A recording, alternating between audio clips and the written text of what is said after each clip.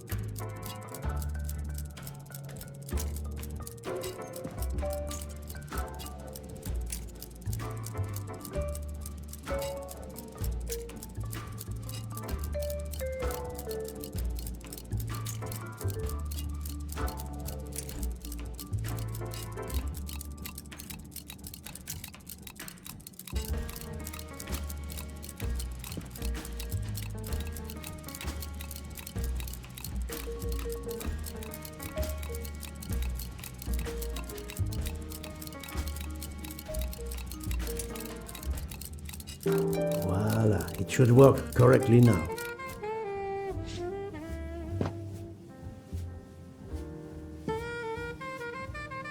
Bravo! I should stick to automobiles. Well, now we can talk calmly. Monsieur Foscarelli, is it? Antonio Foscarelli? Delighted, Monsieur Poirot. You have, of course, heard about Ratchet's murder last night. Oh, naturally. It is all anyone is talking about. Have you ever been to the United States? Yes, it has been a primary market for our cars for the last 10 years. You remember the Armstrong case? Armstrong? The name, yes? It was a little girl. A baby, was it not? Yes, a very tragic affair. Did you know that Cassetti, the kidnapper, was actually Ratchet? Oh, no. Then he deserved to die. I mean, wouldn't you agree? Can you tell me your movements on the night of the murder? I went to bed right after dinner, but I slept very badly. My roommate, Mr. Masterman, had a toothache. Oh, he moaned all night. It woke me up several times. Did you hear anything or notice anything unusual? No, nothing that I can think of. I stayed in my bed all night. Well, thank you, Mr. Foscarelli. I'm sorry I couldn't help more, Signore. I remain at your disposal if you should need me. Thank you so much, Monsieur Poirot. I can put orange juice back on the menu.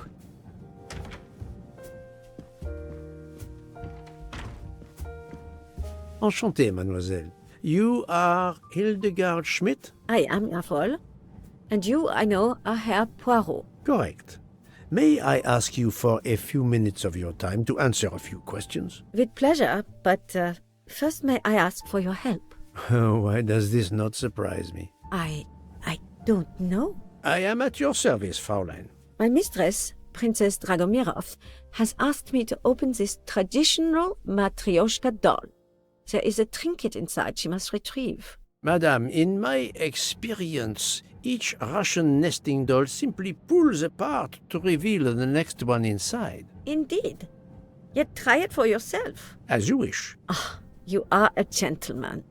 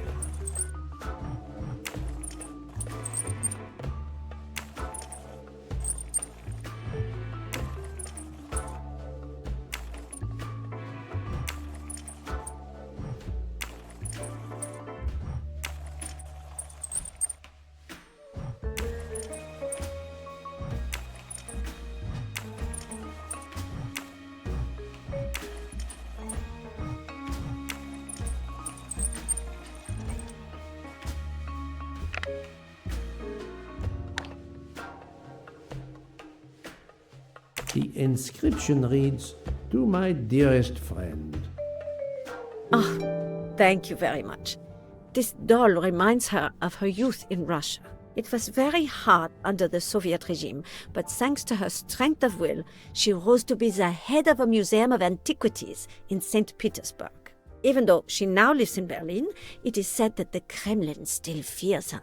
She must be a formidable woman indeed. You are her maid? I am her companion.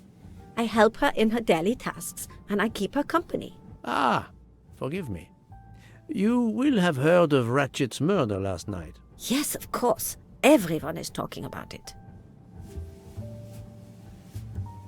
Can you tell me how you occupied your time last night? Just after we left Istanbul, I had tea with my roommate, Fräulein Locke. I went to dinner with the princess, and when I returned to my compartment, Fräulein Locke was already asleep. A little later, Herr Michel, the conductor, came to get me because Madame la Princesse needed my help. Her back troubles her.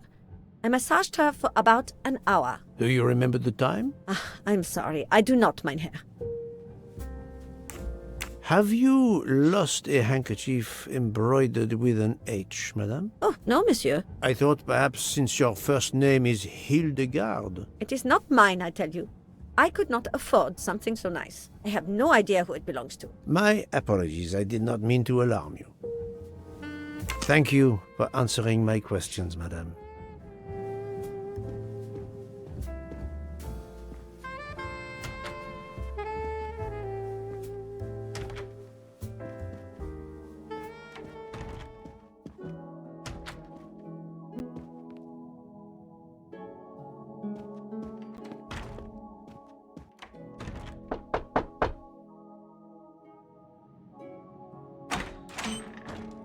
Monsieur, I am Hercule. I know who you are, Monsieur Poirot. What do you want? Answers to a simple question or two. All right, but quickly. My wife is quite ill. I would like to stay by her side. I promise. First of all, I imagine you know about the murder. Of course. The Countess is terribly distressed. Your full name? Rodolphe Adreny, Your home is? Budapest. And how do you come to be aboard the Orient Express? I am a Hungarian diplomat. My family has represented our homeland since the revolution from the Soviet Union in 1956. I was on my country's business in Istanbul. Business which I cannot discuss. And your wife often accompanies you on your diplomatic missions? Yes, and why not? Was there anything else you wanted to know?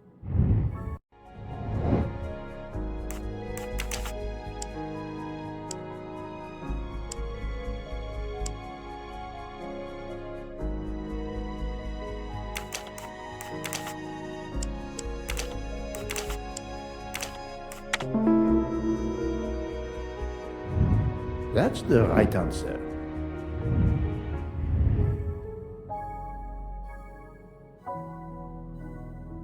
Can you tell me how you spent last night? I was in our compartment with my wife. She went to bed early. I played a video game on my phone. Around 11 o'clock in the evening, my wife woke up and couldn't get back to sleep. She took a sleeping pill. As for me, I went to bed soon after that and slept straight through until morning. Have you ever been to the United States? I was posted to the Hungarian embassy in Washington for a year. You knew perhaps the Armstrong family. Armstrong? Armstrong. It is difficult to recall. One meets so many people.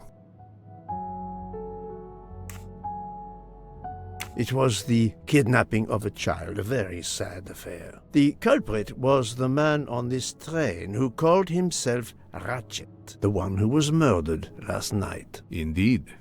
It sounds like justice finally caught up with him. Thank you for your time. Now, I'd like to speak to your wife, if you don't mind. It's impossible. As I told you, my wife is very ill. Thank you, and good luck with the investigation. Eh bien, the good Count does not appear to want me to talk to his wife.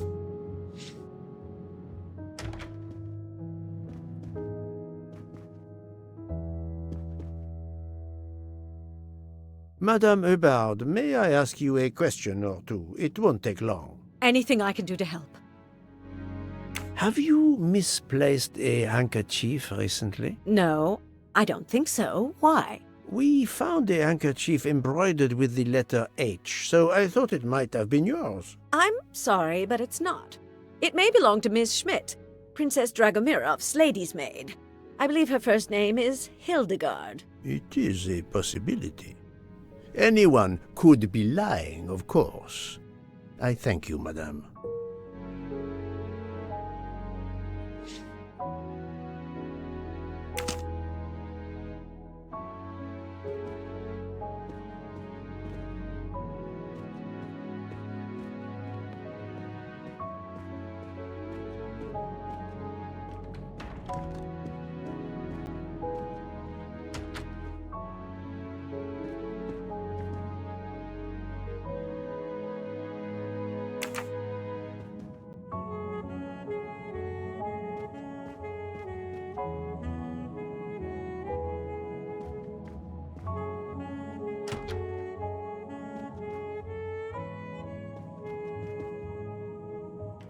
Hello. Can I do something for you? Hello, Monsieur Hardman, I believe. You have heard of the murder? Cyrus Hardman. Yes, and the fact that there's been a murder is all over the train. You do not seem very concerned about it, monsieur. It's not the first murder I've run across. I had no idea the selling of toys was so dangerous. I did overhear you mention at dinner that this is your profession. Toy salesman is a cover. I'm a private detective, just like you, from the U.S.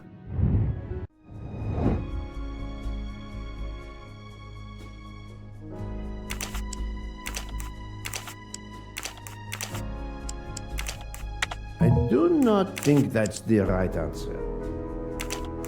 This is wrong, but I'm never far from the truth. I must admit I'm not right this time. Et voilà. I did not expect to find another detective on this train. I just finished a job in Istanbul when I received an email from Ratchet. He hired me to protect him. Something you failed to do. I'm not happy about that. He'd received some threatening letters. I was supposed to watch his back, and yeah, something I failed to do. But he seemed to think he was in more danger when he left the train. He was traveling to Paris? I assume so, but I'm not entirely sure. Can anyone on this train confirm your identity? Yeah, that McQueen kid. Ratchet's secretary. Were you on duty last night? You bet. I kept my door open a crack and I watched all night. No one entered that car who didn't belong there. Did you see anything in particular? The conductor, Michel, he was there most of the time too, except for 15 minutes or so after we left Vinkovsky. He must have answered a call from Ratchet's room, then he was absent again for a while around 1 a.m. After that, he didn't move until 5. Monsieur Hardman, have you heard of the Armstrong case? Armstrong? The kidnapping 3 or 4 years ago? Who hasn't? Why? Ratchet's real name was Cassetti. I have reason to believe he was the kidnapper. What? He killed that little girl? No, I didn't know. If I had known, I wouldn't have taken the job.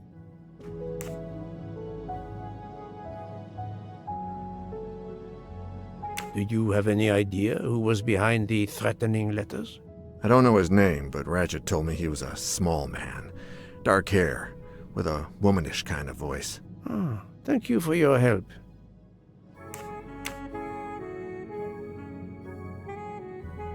Is this handkerchief embroidered with an H yours? Do I look like the kind of guy who would use a handkerchief like that? Thank you for answering my questions, Monsieur Hardman. Listen, Poirot. I know I fell down on the job, but if you need help, any at all, let me know. I'd like to make it right.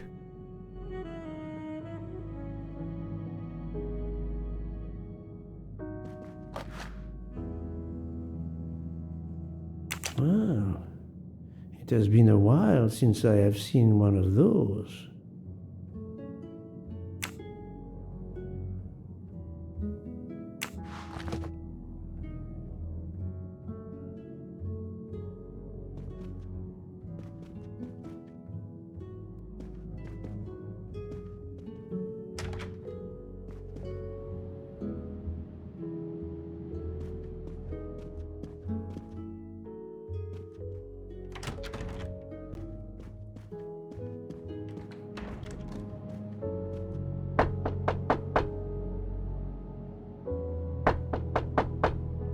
I am not prepared to receive anyone.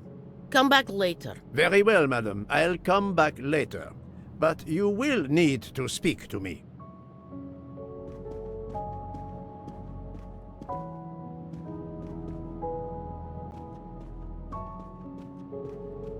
So, my friend, have you finished your investigation? No, but I have managed to solve a few mysteries. Okay. I stay here to watch this young lady.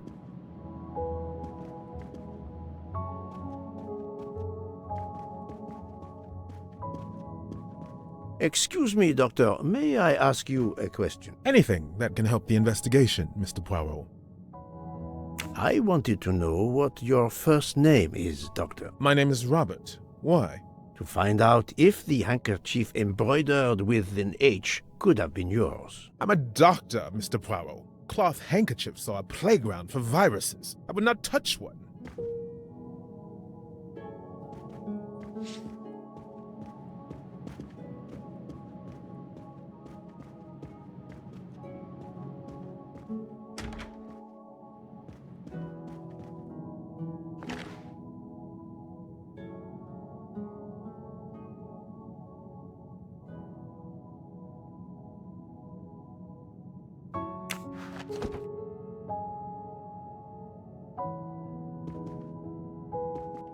Ah, Monsieur McQueen, may I ask you a question? Anything I can do to help, Mr. Poirot?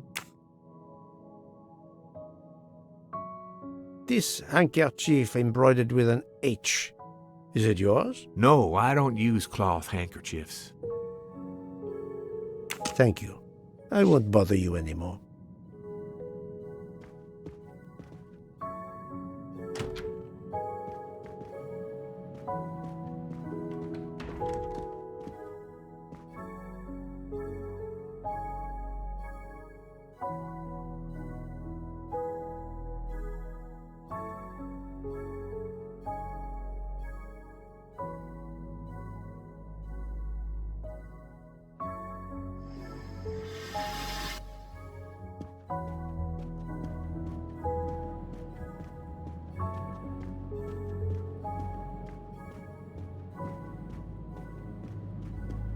So, my friend, have you finished your investigation? No, but I have managed to solve a few mysteries. Okay.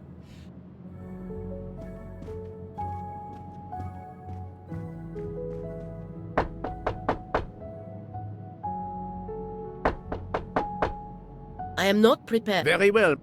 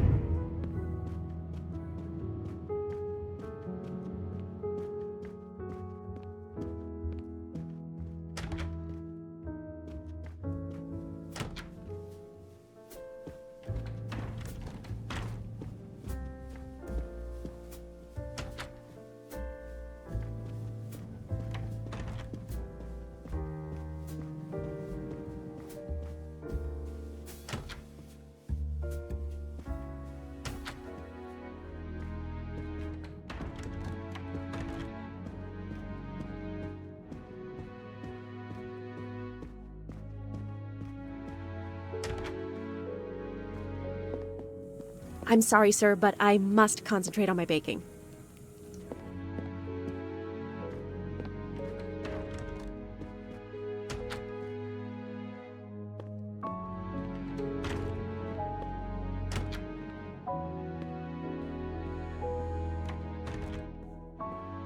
Sorry to bother you, Monsieur Mori. I have a question to ask you. Please make it quick.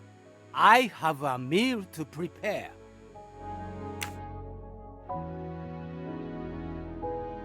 This handkerchief embroidered with an H, is it yours? No, I've never seen it before. Thank you. That is all I wanted to know. I hope your investigation won't interfere with today's menu.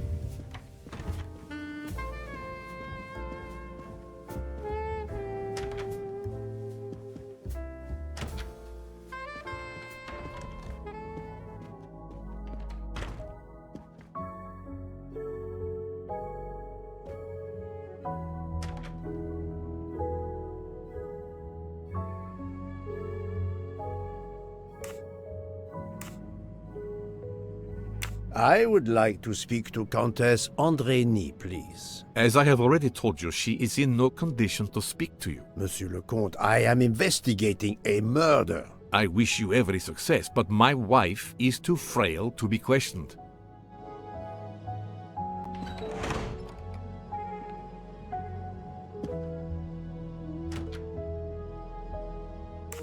Monsieur, if I am to catch this murderer, I will need your help. My help? I am at your service, Poirot.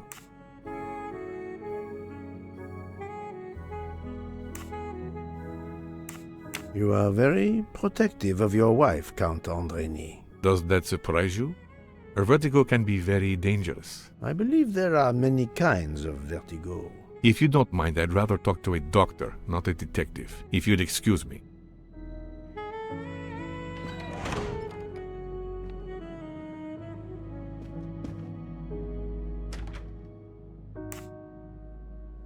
Monsieur, if I am to catch this murderer, I will need your... My help?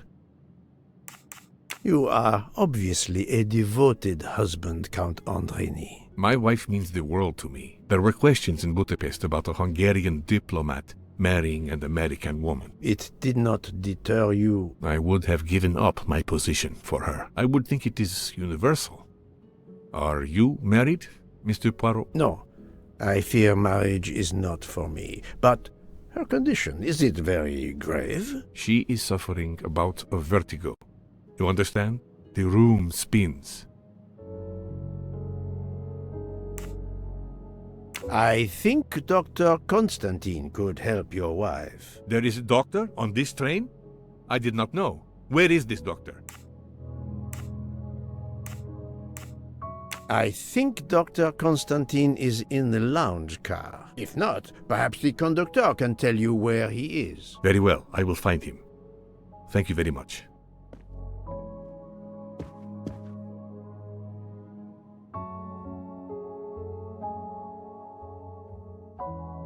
Forgive me for intruding, madame. I am Hercule Poirot.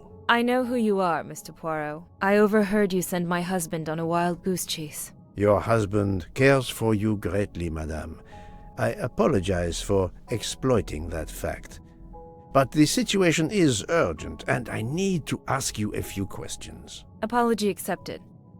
I realize you must speak to everyone. This horrendous murder. It's very upsetting. That is a beautiful music box. Please don't touch the music box. It's a fragile family heirloom. Your accent, is it American? Boston, perhaps? You have a good ear, Mr. Poirot. Yes. Born and raised in what we call the Back Bay. Are you in the diplomatic service like your husband? No, not officially. I was still in college when I met Rudy 2 years ago. I keep myself busy handling his scheduling, travel, appointments. Ah, what is the saying? Behind every great man there is a great woman. That was the saying. Today one might reverse the sentiment as well, don't you think? Of course, I stand corrected.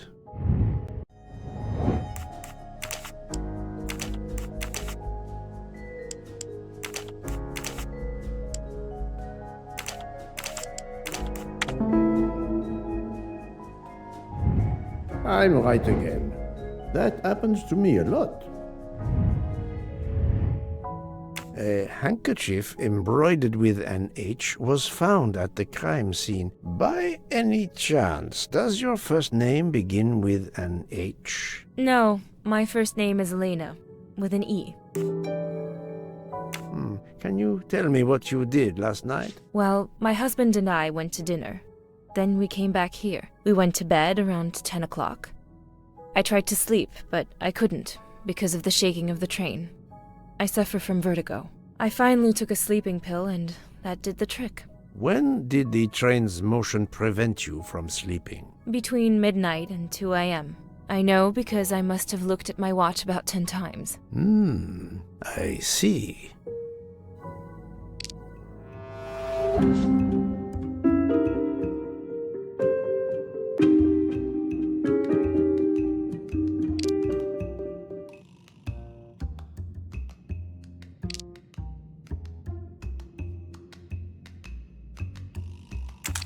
Come now, Countess. You are not telling me the truth. Why do you say that? The train stopped at 12:30 a.m. due to snow, so there was no shaking of the train. But you told me that it was the shaking that prevented you from sleeping. I don't know, you're confusing me. My vertigo. Madame, a man died last night. You can't talk nonsense just because you're sick. You are hiding something from me. How dare you?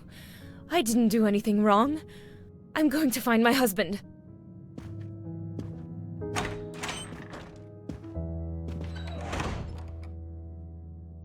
That was unkind, I know, but my strategy worked. I can now inspect this room in peace.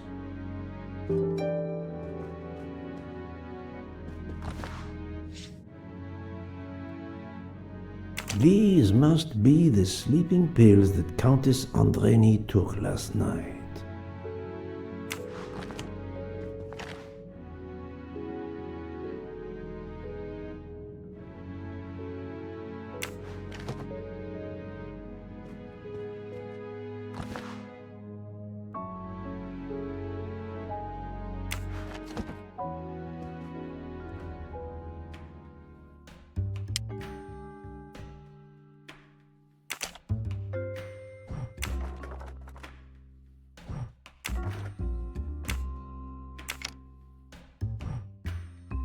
It's closed.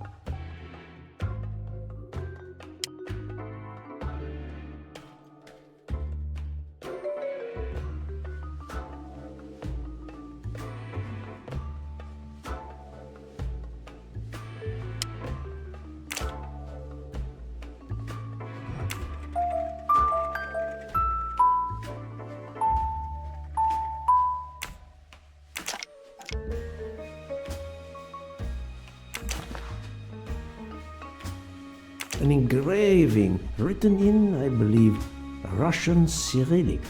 It looks like a first name. An engraving written.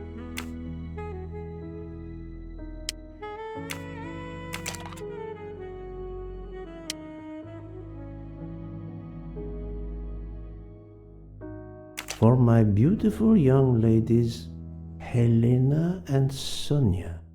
Helena with an H.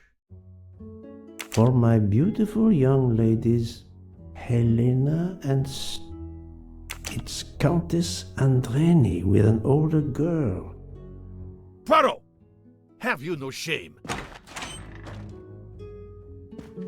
Monsieur, I am afraid shame is not a very helpful emotion for a detective trying to get at the truth. What are you doing in our compartment? I am investigating a murder, Count Andreni. My wife is ill. My apologies, monsieur, but your wife seemed in perfect health when she left the room to find you. I do apologize, but I needed to search your compartment. You will regret this, Poirot. Please, Count. You aren't going to challenge me to a duel, are you? Countess, I'm afraid I took the liberty of inspecting your little music box. How dare you? The message in the medallion was addressed to you and Sonia. Sonia Armstrong, your older sister, the mother of Daisy, the murdered child. I am a Hungarian diplomat. You have no official standing here. You have no right to search. No, Rudolph. Let me speak. It's useless to deny what this gentleman says.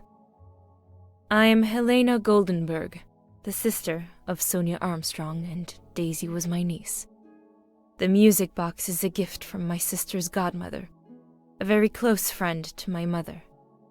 We hid the truth from you when we learned that the man killed last night was the person who destroyed my family.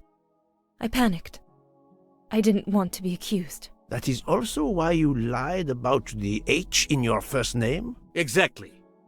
Your ferreting about looking for the H is obviously part of your investigation. If I found a handkerchief in Monsieur Ratchet's room embroidered with an H, I might suspect you had been there. A handkerchief?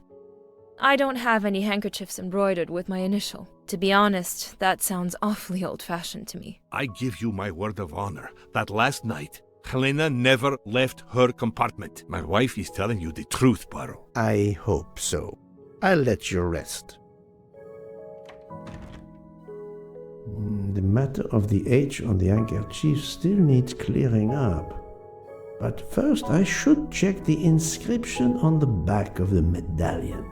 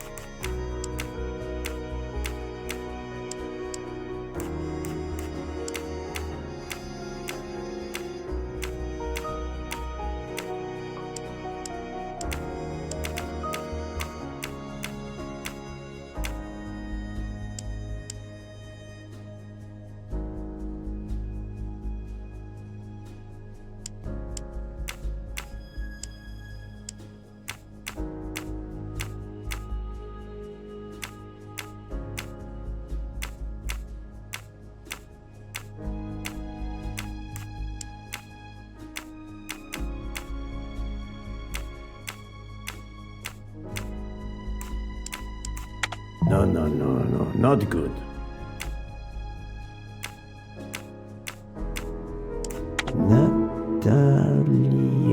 Natalia. Would it be Natalia Dragomirov? She is the only Russian passenger on the train. In addition, her first name begins with an H in Cyrillic. My little gray cells did not let me down.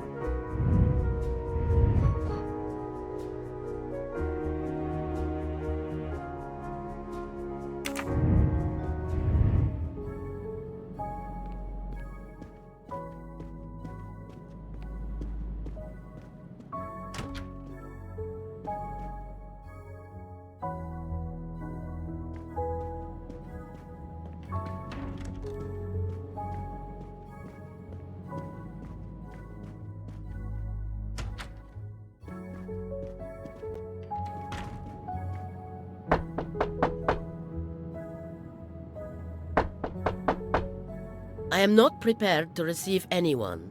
Come back later. I'm sorry, madame, but a man has been murdered. I must ask you a few questions. You must have misunderstood me. I cannot speak to you just now. Madame, I know that Sonia Armstrong is your goddaughter. Come in, please. Please forgive my intrusion, madame, but I really must ask you some questions. Then ask. I'll answer if it pleases me. We have not been properly introduced, yet I have observed her a couple of times, so I can already deduce some things about her.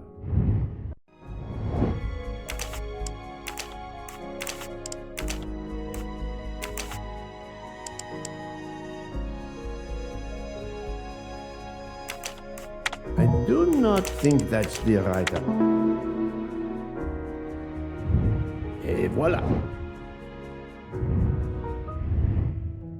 I will first ask you about last night. Will you tell me your movements? I went to bed just after dinner. I read until 11, then tried to sleep. Later I woke. What caused you to awaken? I suffer from back pain, a consequence of old age interfering with an active life. I called Schmidt around 12:45 a.m. to give me a massage. She did so until I fell asleep. How long was she with you? A good hour, I would say. I see. The first initial of your first name, Natalia, in the Cyrillic alphabet looks exactly like the letter H in the Latin alphabet. I'm Russian, Monsieur Poirot, and I was the head of a museum of antiquities in St. Petersburg for decades, until I moved to Berlin recently. I'm familiar with Cyrillic. This handkerchief is yours, isn't it? Yes, indeed. I lost it. It was found in Monsieur Ratchet's room. Can you explain to me why Madame Schmidt didn't identify the handkerchief? She must have known it was yours. Possibly to protect me. She is very loyal. Your next question will be, how did my handkerchief come to be lying by a murdered man's body? My reply to that is that I have no idea. That is not an answer, madame. It is all I am able to give you. I must tell you, Princess Dragomirov, I have discovered something astonishing. And that is? You are Sonia Armstrong's godmother. You make that sound like a revelation. I have never hidden the fact, monsieur. You knew Colonel Armstrong well, then? I knew him slightly, but his wife, Sonia Armstrong, was my goddaughter.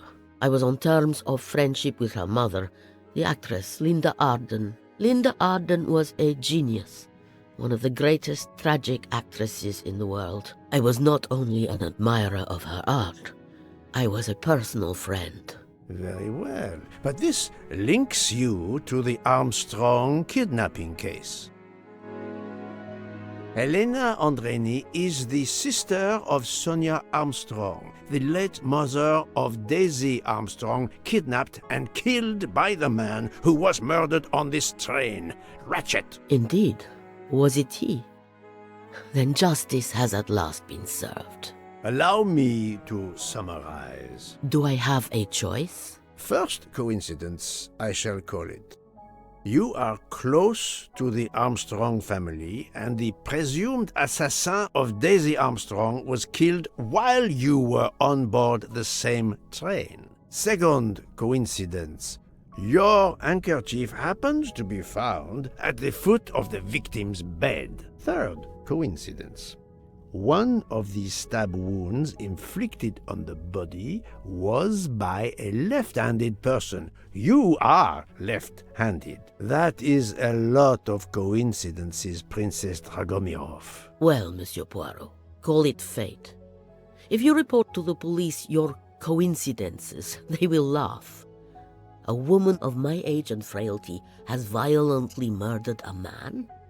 With how many potential witnesses who saw me doddering along the corridor in the middle of the night like Lady Macbeth? You are right, Princess. You could not work alone, which means you have one or more accomplices. And it is only a matter of time before I find out who they are. I would appreciate it if you would remove yourself from my room and take your fantasies with you.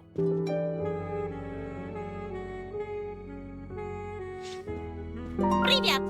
Привет!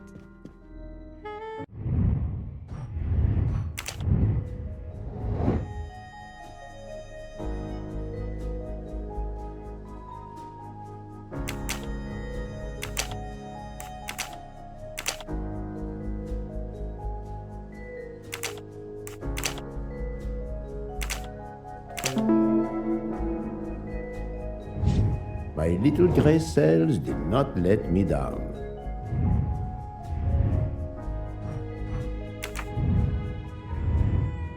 Привет! Привет!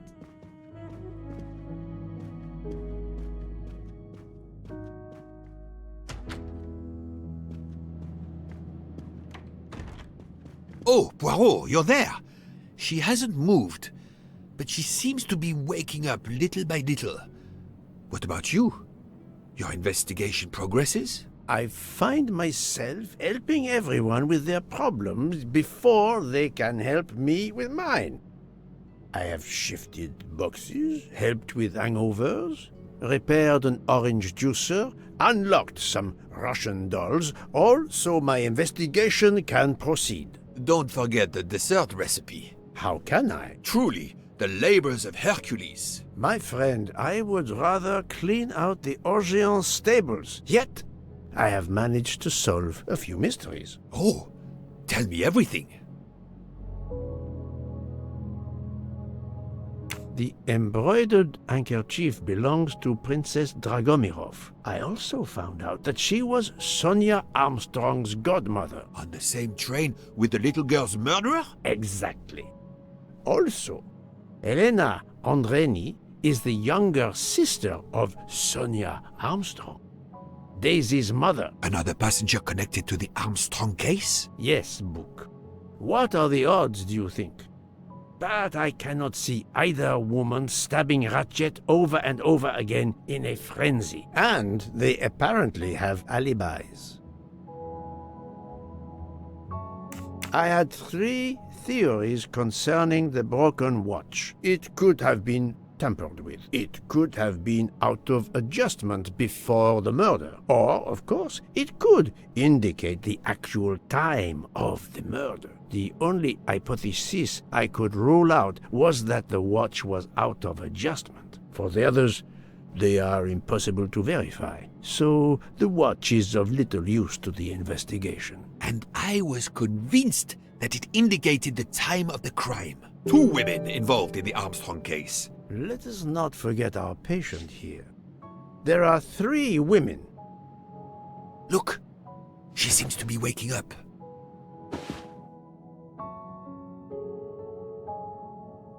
What's happening to me? Did I fall asleep again? Indeed, Mademoiselle Locke. Did you take any medication? Sleeping pills, for example? No, I never use sleeping pills. I inspected your cup. You can clearly see that there is a residue of something at the bottom. I'm sure a lab test would confirm you were drugged. Most likely an overdose. That would explain your battle to shake off the effects. You think Fräulein Schmidt did it? She certainly had the most opportunity, but why would she? But no one knew who I was. It's impossible that someone deliberately targeted me.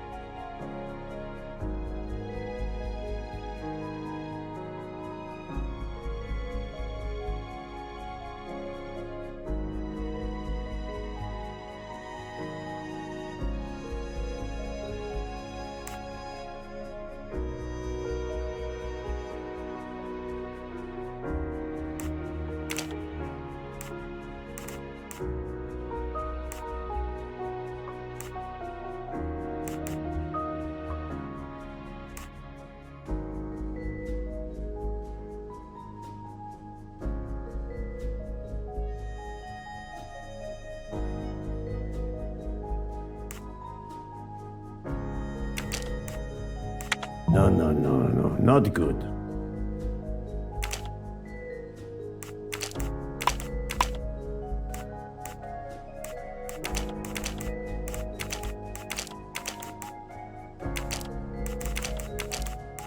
This is wrong, but I'm never far from the truth. I do not think that's the right answer. Think, Poirot, that is not a good answer. I must admit I'm not right this time. Fräulein Schmidt or Monsieur Michel may have drugged the tea that Mademoiselle Lope drank. Fräulein Schmidt or Pierre Michel could have drugged your tea. They are really the only two people on this train who could have done it. But why would either one do it? Mr. Poirot, I'm feeling much better. I'd like to bring you up to date to why I ended up on this train. If you are able, I would very much like you to finish your story. Very well then. After the Daisy Armstrong case was officially closed, I put out a standing request to the police departments in the Boston area for anything on Michael Clark. But he didn't turn up on their radar. I even set up an anonymous tip line for news about Clark. That's how I met Braid, a sketchy contact on the dark web, but they found nothing I could use.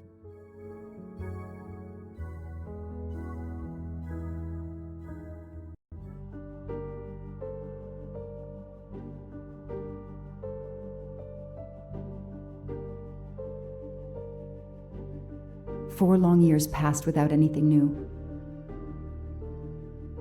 Every day I looked at the evidence board I put up in my apartment bedroom.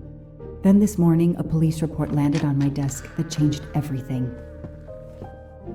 I paid a visit to the police property room and took home a box full of clues.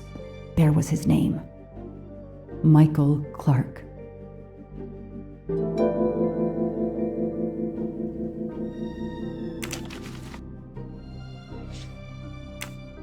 A bill from the power company with, I'm sure, plenty of excuses why my rates keep going up. Don't forget subscribe. Travel. For the discriminating traveler. Also for the overworked detective who never seems to have time for a vacation. Well, I can dream, can't I?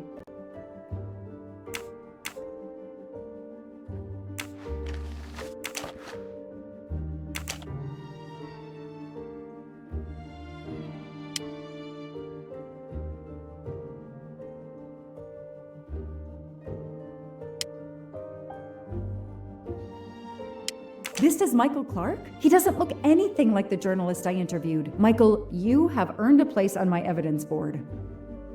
This is Michael Clark? He doesn't look anything like the... Michael, you have earned... Years of no new leads in the Armstrong case. And then this. Michael Clark, the sarcastic reporter, my prime suspect in the kidnapping, murdered 4 years ago?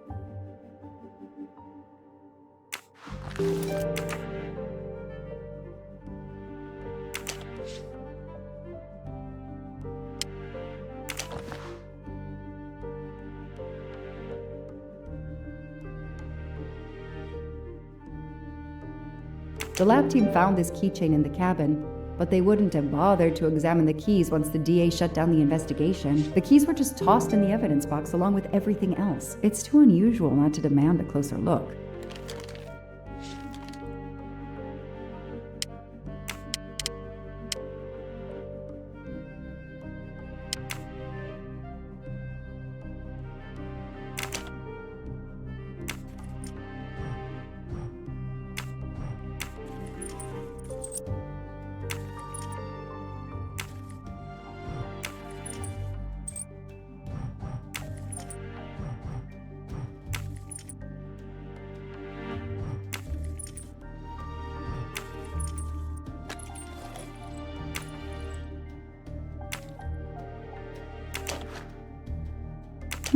A USB key.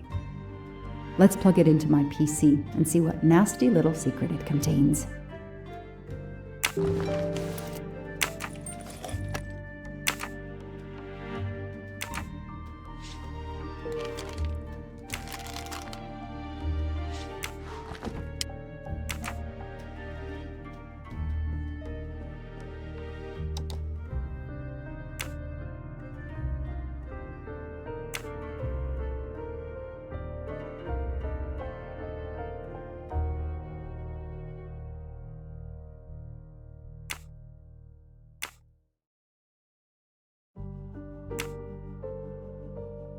Maybe they needed to show the ransom to someone, to check if the serial numbers were still on record. I'll print them, and on the wall they go.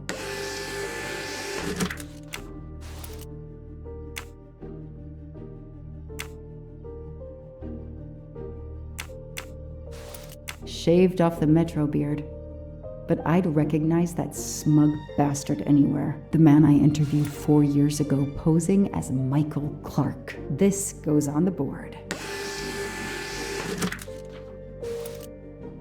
Shaved off the metro beard. The man I shaved off the metro man I interviewed 4 years ago posing as Michael Clark.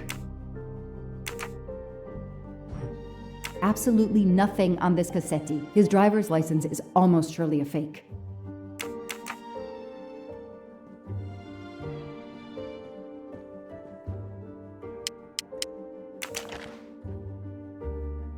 Fluffy. Daisy's plush toy.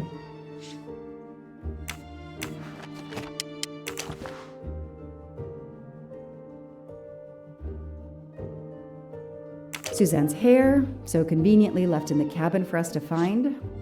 It was planted. I knew she was innocent.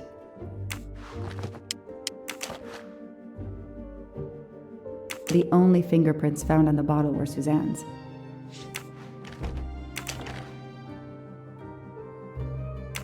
So clever. All that evidence, and yet no DNA found.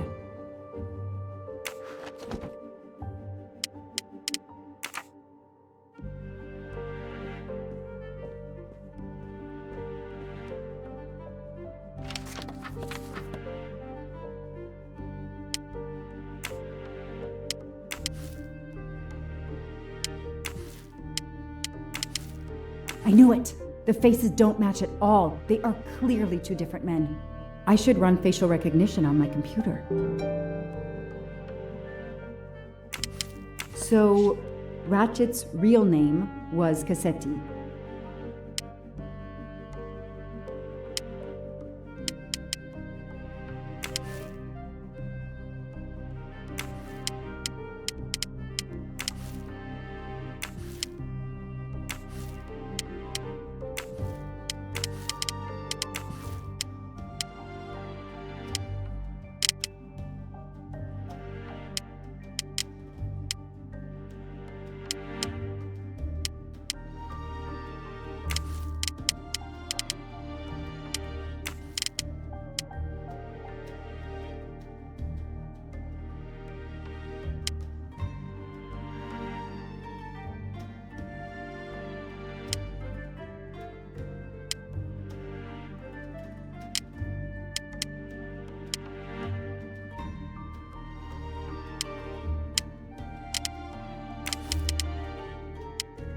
This tattoo is the same on both pictures.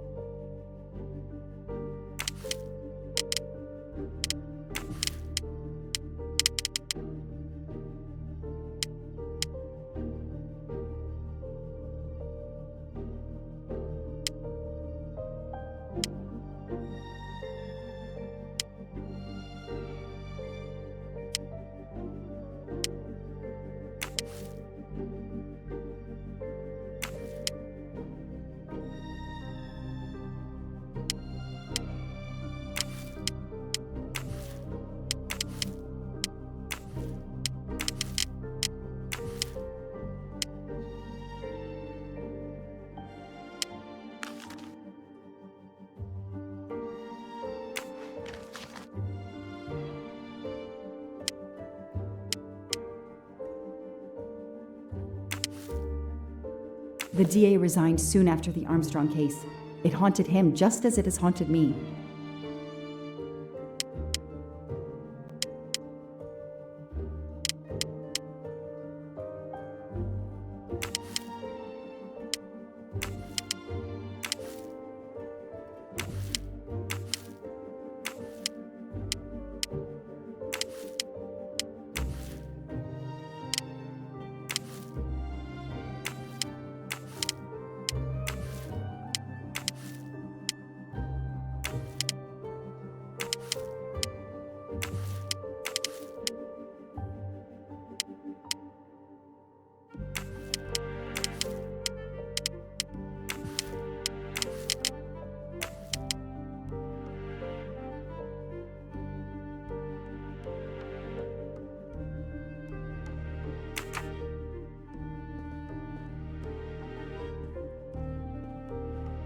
I know I have to stop printing. It's bad for the planet. Okay, the real Michael Clark has been dead for years. Let's see if the photo of the fake Michael Clark matches someone in the database of known criminals. I've tried this several times in the past few years, but came up empty. Maybe whoever he really is has finally made a mistake. That could be him, but he looks pretty different. Yes, he seems different at first glance, but still, it's the same person. I don't need Mr. Poirot to tell me I'm wrong. Good.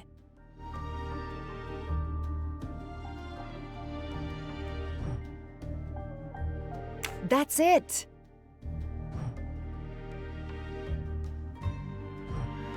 He's changed his appearance a lot. Probably had some plastic surgery on his nose, but there is no doubt it's the same person. Let's see why he was arrested.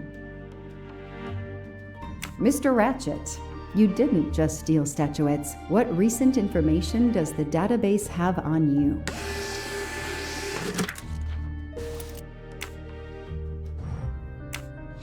It's so frustrating. I have a name, but I can't find anything about him. But I know just who to call.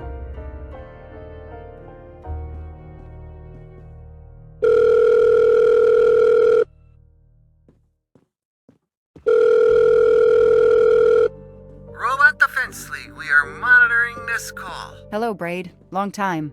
Oh, Joanna. Hey, how may I assist you? I need you to search the dark web. Yeah, can you narrow that down a little? Cause, it's pretty big and pretty dark out here. Could you find intel about a Samuel Ratchet? Samuel Ratchet. Got it. Bad dude? They don't come worse. Send me what you find by email. Alright, hang on. Okay. Yeah, okay, nope, and okay. Oh, this might be something. I gotta do a deeper dive, but you should find this interesting. Could be coincidence if I believed in them. Emailing details. Domo arigato, Mr. Roboto. We're here to save mankind. Oh, it's a cookbook.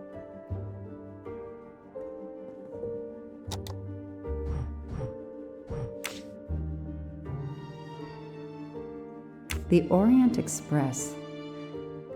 I'm gonna print these tickets and put them on the board.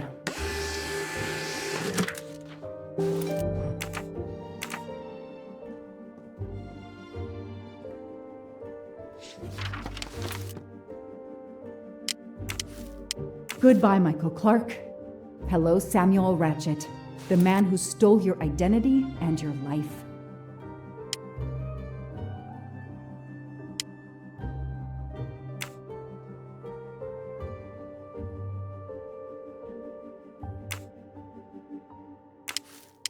This is Ratchet's ticket.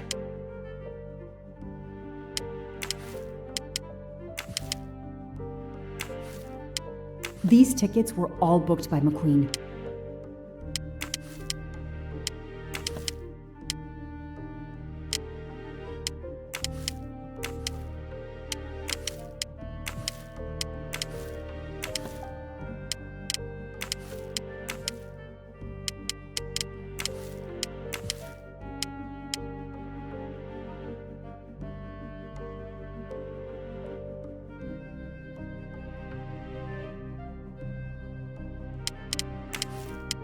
The person traveling with Ratchet has the same last name as my district attorney during the Armstrong case?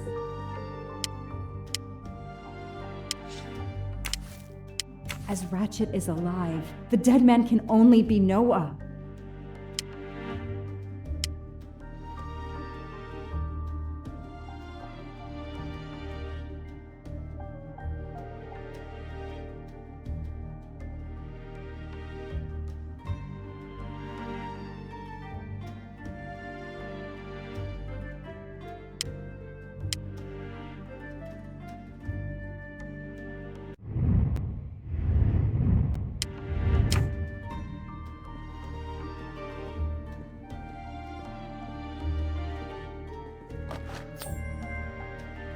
Not really my style, but I'll take it. I've read it probably 10 times already. But I can't get enough of it. Don't know why. Maybe because it helps me sleep?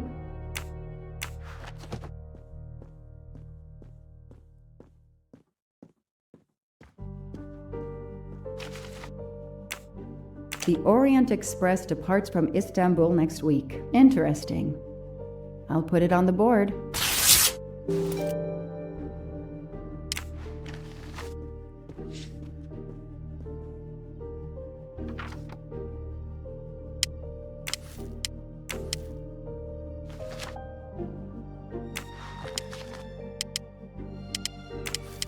Ratchet will be traveling on the Orient Express in a week.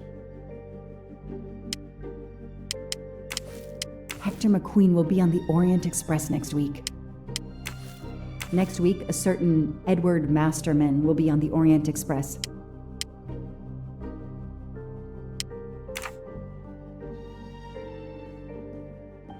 I know I have to stop printing. It's bad for the planet.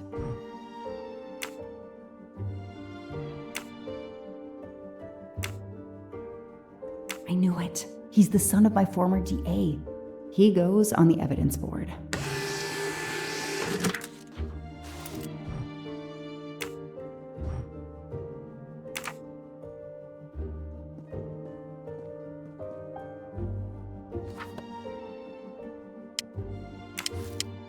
Hector McQueen is the son of District Attorney McQueen.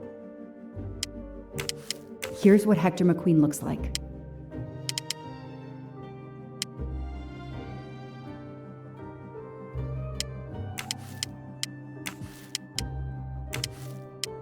This guy works for Ratchet, and if that's a coincidence, I'll eat my badge.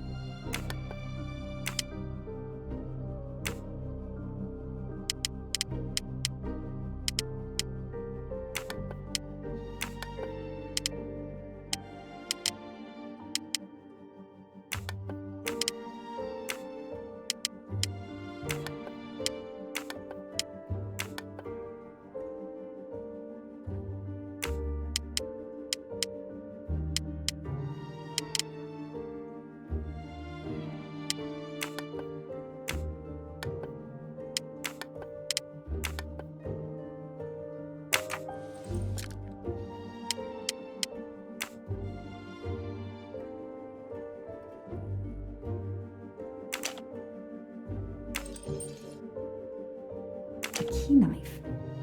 They sell them on the internet for self-protection.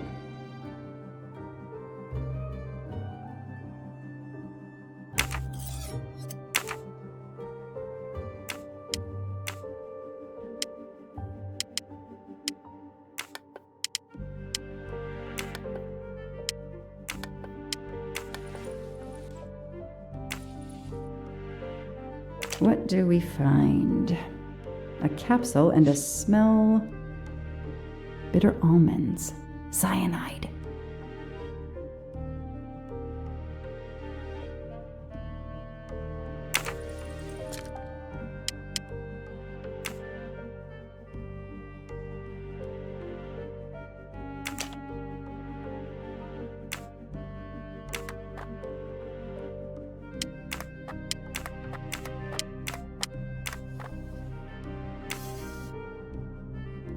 What do they call this?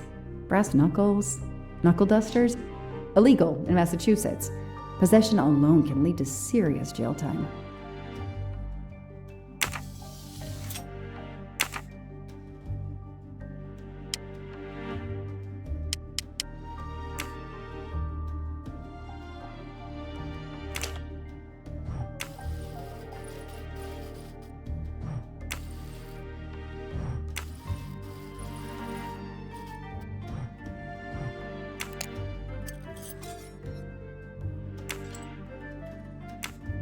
What do we have here?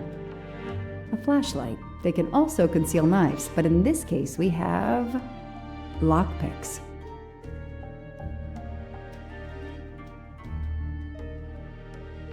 What do we have here? A flashlight. They can also conceal knives, but in this case we have lockpicks.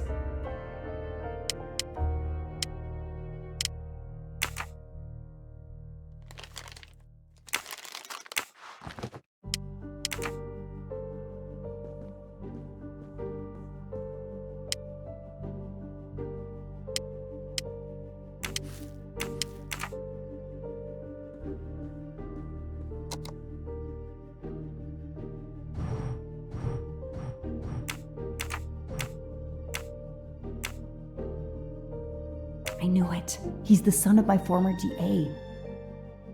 I knew it.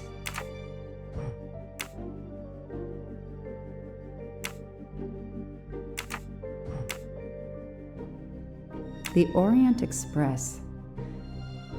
The Orient... Mr. Ratchet, you didn't just steal statuettes. What recent information does the database have on you?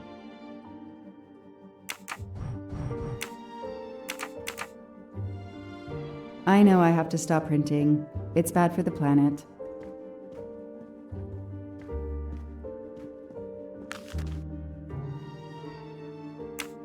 The event?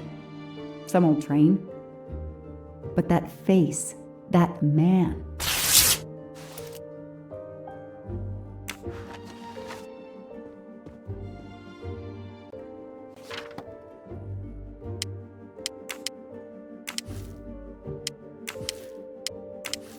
Foscarelli will be on the Orient Express next week.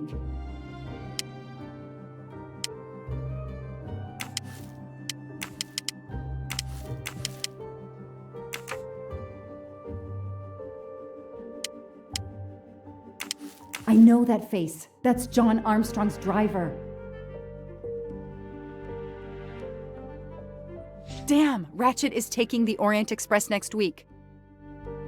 McQueen, the district attorney's son, is too. Foscarelli, the Armstrong chauffeur, is too. It can't be a coincidence. McQueen and Foscarelli must have decided to take revenge and will undoubtedly attack Ratchet on this train. I have to be on the Orient Express to stop them. And above all, I must stop Ratchet. But I can't do it in Istanbul because there's no extradition treaty with the United States. Ratchet can never be judged in the US without an extradition treaty. I'll have to wait until he's in Paris to have him arrested.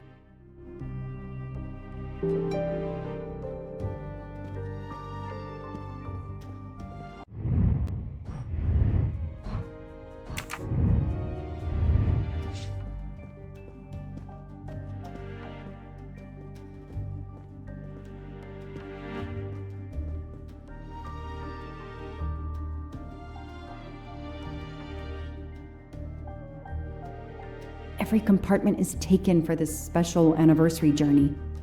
It's impossible to find a ticket. What can I do?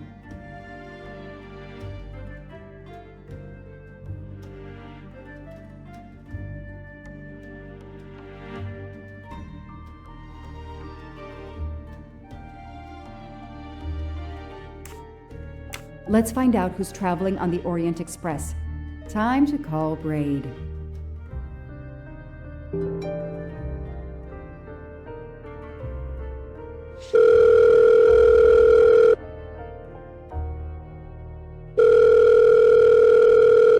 Braid! It's me again. I haven't found anything useful yet. I need one last favor. But it's a big one. Uh-oh.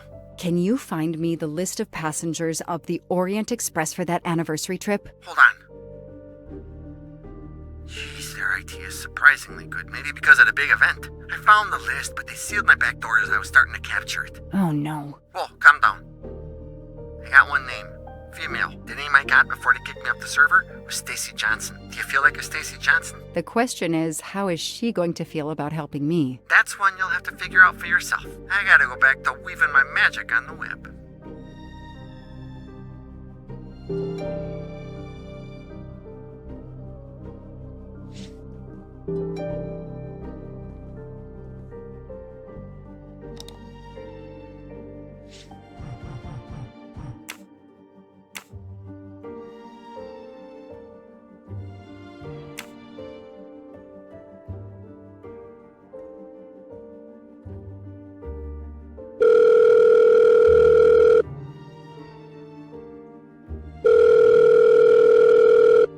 Hello, is this Stacy Johnson? Who's asking?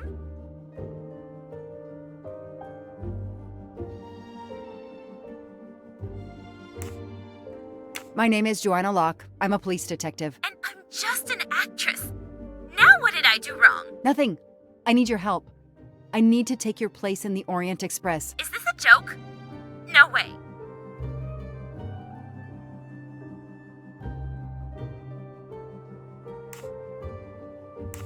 Do you remember the Armstrong kidnapping? Of course I do. That poor little girl. I'm a police officer. I have a new lead that may help me find her killer. Wait, didn't they prove it was the nanny?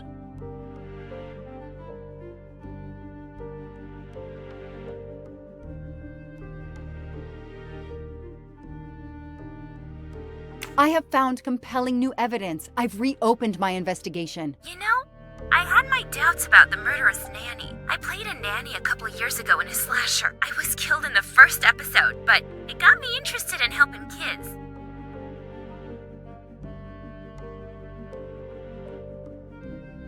Stacy, please, you say you help kids? Well, I joined a couple of associations who are trying to help underprivileged kids. If this little girl's real killer is still out there somewhere, I'd do anything I could to help. Getting me on that train will help more than you can imagine. So, you want my ticket for the Orient Express? But I booked it months ago. I was so much looking forward to this trip. I'll give you twice what you paid for the ticket. You think I care about the money? You still don't get it, do you? I'm hanging up. Goodbye. Wait. Stacy, I can tell you care about kids. Here's your chance to help put this beast in prison for the rest of his life. Think of the publicity for those causes you care about. Think about the kids. The kids? Yeah. All right. We'll do it for Daisy and the kids who suffer. I'll take care of changing the tickets to your name and send it to you. Get him. Make him pay. I will. Thank you so much.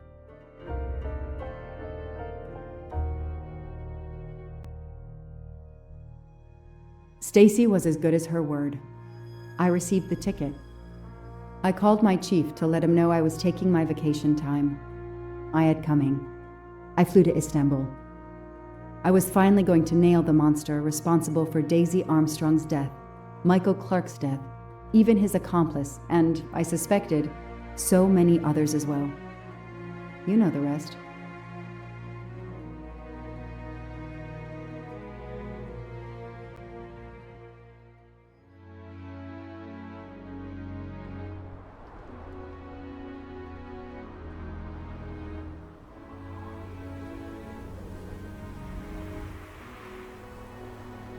And that's how I found myself on this train. On Ratchet's trail. The rest, you know.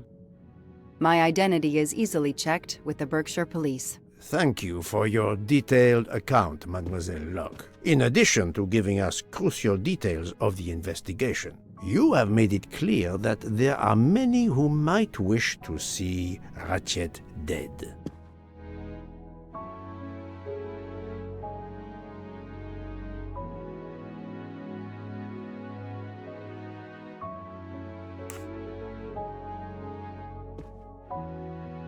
I know you are innocent. Your forthright testimony and your movements, or lack of them, last night eliminate you from our list of suspects. I agree, without a doubt. Another detective will be great help to the investigation. Book. Although my friend certainly does not need any help. You are too kind. Thank you for believing me. I'd like to help in any way I can. Do not worry, Mademoiselle Locke. Already I see things more clearly. It's obvious whoever drugged you was trying to derail your investigation. You mean the person who did this to me is Ratchet's killer? Both Monsieur Michel and Fräulein Schmidt had the means and opportunity to drug you. While you get your strength back, I intend to interview them. Excellent idea, my friend. All this excitement has whetted my appetite. I'm sure Mademoiselle Locke won't say no to a good, invigorating meal. What? No. I want to hear what the conductor and Fräulein Schmidt have to say for themselves. It is my duty to ensure the well-being of the passengers. If Dr. Constantine has no objection, I will escort you to the restaurant car. On the contrary, some food will do her the greatest good. Well, I'm still a little shaky. Mr. Poirot, will you please keep me informed about what you learn? You may be certain of it.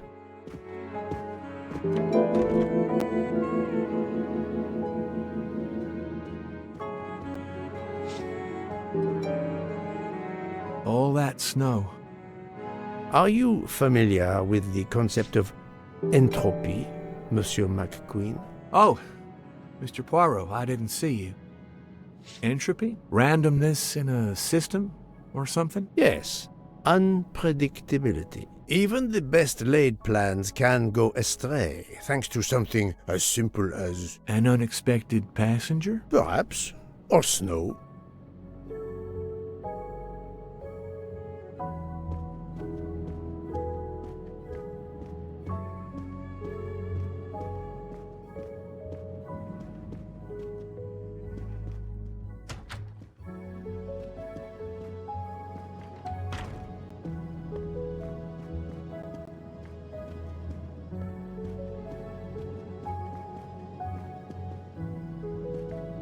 I have nothing to ask them at the moment. I should leave them alone.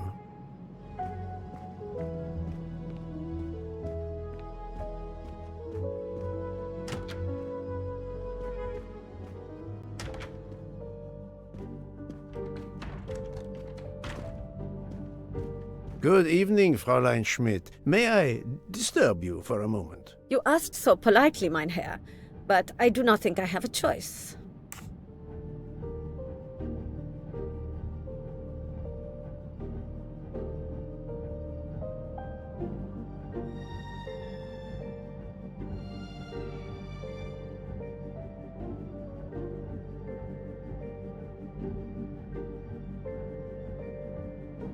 I know you drugged Mademoiselle Locke's tea. Don't try to deny it. Nevertheless, I do deny it.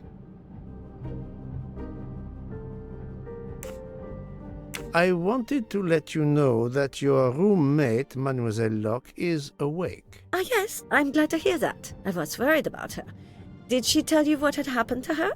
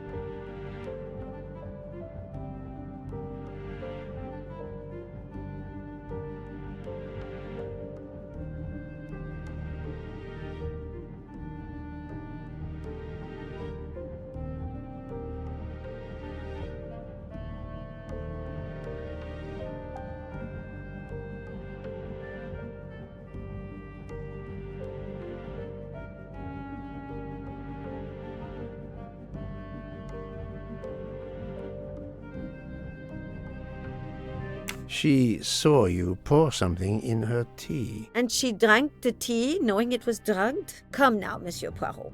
The poor girl is obviously still not recovered. That is all I intend to say. If you'll excuse me, I would like to continue reading my book. What is it? A murder mystery, perhaps? Ach, no. It is a collection of Julia Child recipes.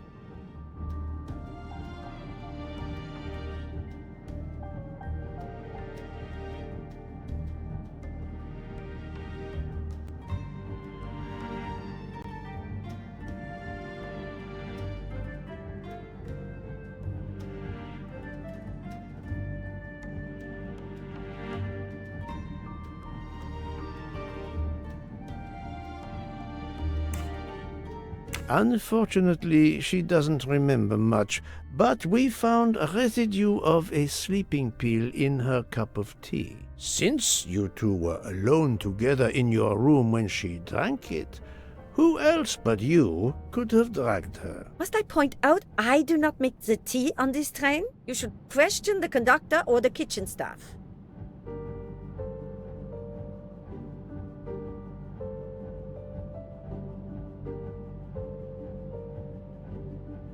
I know you have sleeping pills, Fräulein. I do have some. Do you think I'm the only person on this train who finds it difficult to sleep? I believe the Countess Andreni takes them. And I heard the Olsen woman thanking Mrs. Hubbard for a pill. That was aspirin. If you say so.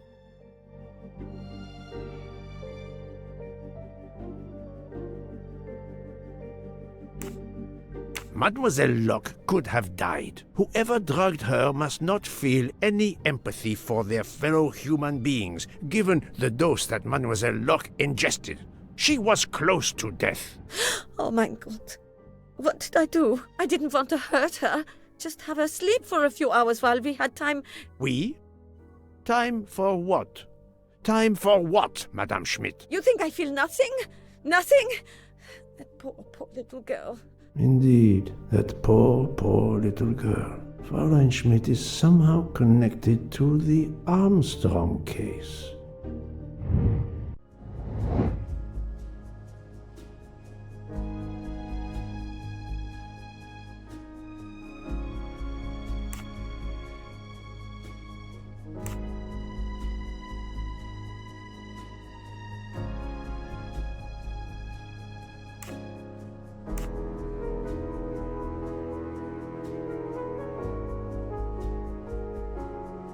Think, Poirot. That is not a good answer. That was easy. Fräulein Schmidt, I have a certain reputation for sniffing out... I am not a murderer. Forgive me, but I was going to say brilliant chefs. You were the Armstrong family's cook, were you not? But... yes.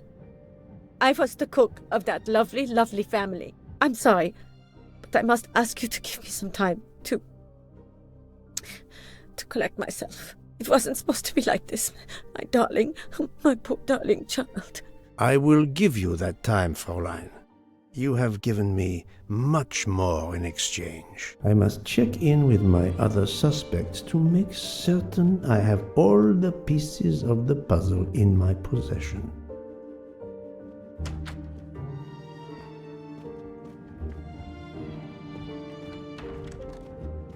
Can I get you something, Monsieur Poirot? Everyone is so tense. An aperitif soon, Monsieur Fauchet, with pleasure, when the matter is resolved.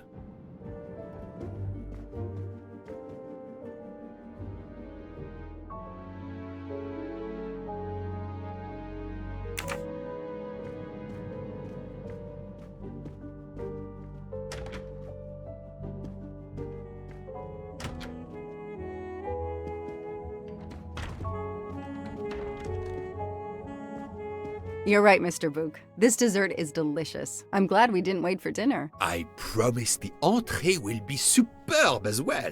Detective Locke, you are recovering well, I see. Yes. I should be helping with the investigation. Do you know who drugged me? It is early yet for conclusions. When I return, then we shall see. Do not worry, Poirot. She is in good hands. Potarou, Freya, and yours truly are looking after her.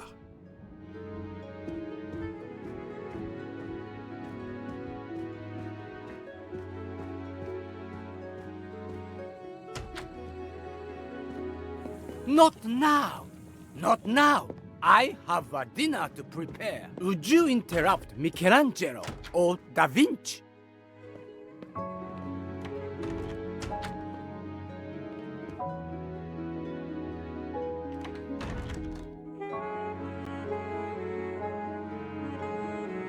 Good evening, Michel.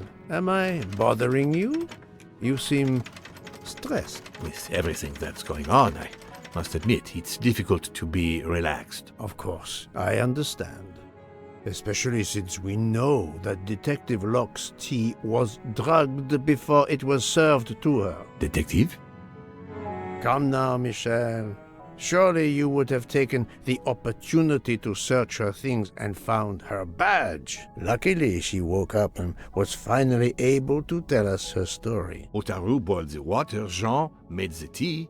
I just brought it. Sir, it could have been any of the staff. Your defense is to accuse others?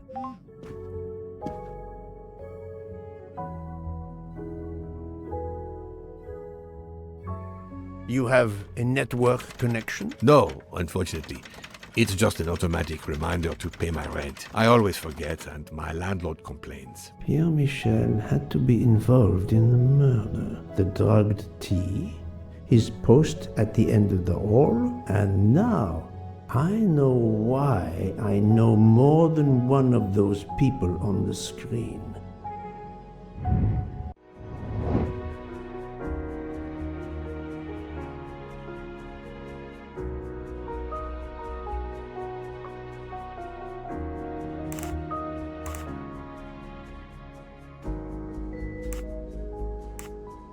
This is wrong, but I'm never far from the truth. No, not good. Yes.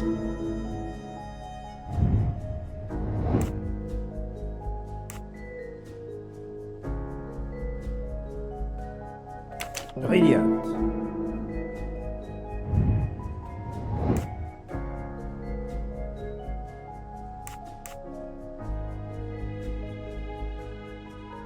Right. That was easy. You are the father of Suzanne Moreau, Daisy Armstrong's nanny. My condolences on the death of your wife. What? But my wife... Enough lies. Suzanne does not bear your name? No. Suzanne's mother and I were divorced. Suzanne kept her mother's name. My most sincere condolences, Monsieur Michel, on the deaths of Suzanne and your wife. This job, I loved them, but I was never there for them. Then, a year after the divorce, Solange became ill. Suzanne took her to this special hospital in the US. Got that job as Daisy's nanny. I understand your pain, and the reason that led you to drug Detective Locke. We really can't hide anything from you, can we? Many have been foolish enough to try and keep the truth from Hercule Poirot. Yes, I admit, I drugged the tea. But it was only to keep her quiet, until I could... But she reacted so much to the sleeping pills. She was lucky, as are you, that she didn't die. To be frank, there is one more thing that puzzled me, but I think I understand now.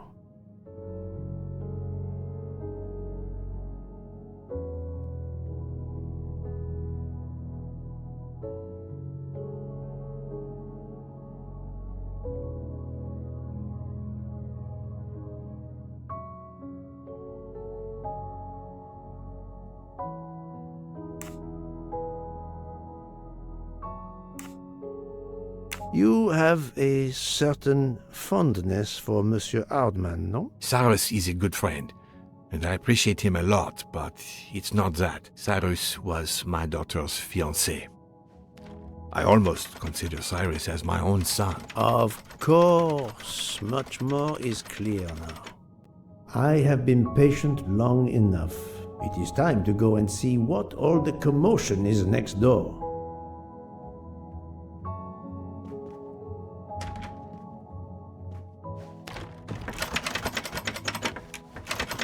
Monsieur Hardman, excellent. The gods who watch over detectives must have trapped you here. Why didn't they watch over me? I'm a detective too. I was talking to Michelle about a leaky faucet, and I wanted to go out, but you showed up. No need to invent some preposterous story. But really, Michelle has told me everything. You are the fiancé of Suzanne Moreau, his daughter. Oh. I see. Surely this is not a big surprise to you. No. Suzanne was the only woman I ever loved. And I failed her. We got into a spat. It was nothing, but I was too proud to apologize. We weren't speaking at all. Suzanne never really cared for that guy Noah. She would have forgiven me. If only. If only. If only. A common refrain between lovers who quarrel. Obviously, Pierre Michel and Fräulein Schmidt both drugged Detective Locke's tea, causing the overdose. No wonder she had so much trouble waking up. Time to report my findings to her and Mook.